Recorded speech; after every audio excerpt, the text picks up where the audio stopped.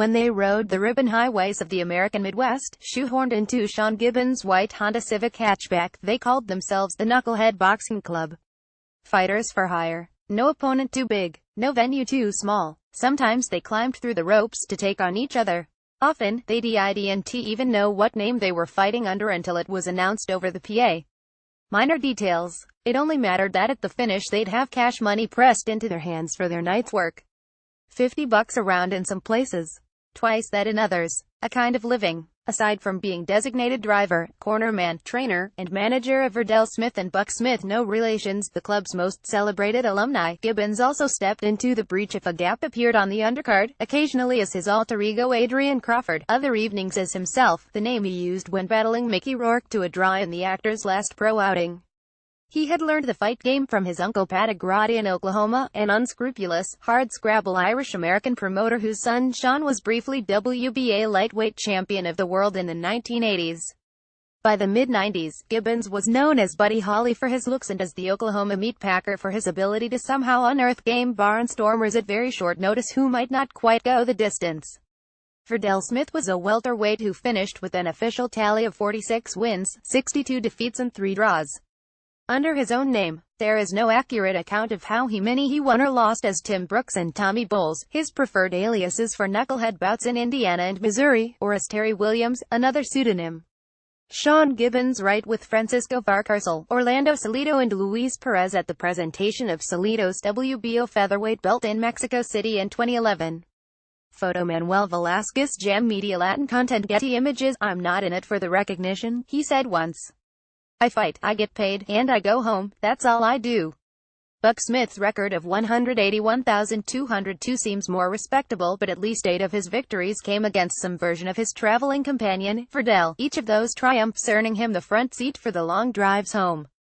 He also accompanied Gibbons on unofficial and unrecorded sorties into Mexico and Canada, once reeled off 12 fights in a calendar month, and has the unique boast of having fought twice in the same night in 2 different states, without even changing his shorts.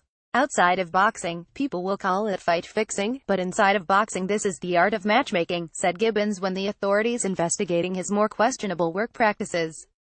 That's not criminal. That's making a living. 25 years after circumventing a medical suspension in Missouri by sending a black heavyweight named Mike Smith into the ring under the license of Shane Mooney, a white welterweight who died in a car accident 5 months earlier, Gibbons arrives in Belfast later this month. He's the charismatic matchmaker behind Filipino sensation Jerwin Pretty Boy Ancajas putting his IBF super flyweight title on the line against Jamie Conlan at the SSC Odyssey Arena on November 18th. A headline bout a long way from the bad old days when boxing magazines refused to print the results of knucklehead promotions because they couldn't verify who'd actually been in the ring. Gibbons' career represents the best and the worst of the sport. Romantic spin yarns about the 300,000 miles he put on his Honda keeping the pro game on life support in boondocks from Kentucky to Montana, hiding money in jock straps, napping in labies between bouts, the occasional bending of rules and blurring of identities merely adding a roguish tint to every tall tale. Jamie Conlan will take on Ancajas in Belfast later this month. Photo Getty Images. But there is more to the story than tough man willing to bleed and lose for a few bucks. There was danger too. Concussion protocols were traditionally ignored and boxers routinely fought out of their weight classes. In 2003, long after he had left behind the Palookaville's of the Rust Belt for the ersatz glamour of Las Vegas, Gibbons lined Brad Roan up to fight Billy Zumbrum in Utah at 3 weeks' notice. Tipping the scales at 259, Roan had lost his previous 25 bouts, was banned from fighting in Nevada but apparently needed the $800 for his mother's funeral. He died of a heart attack at the end of the first round.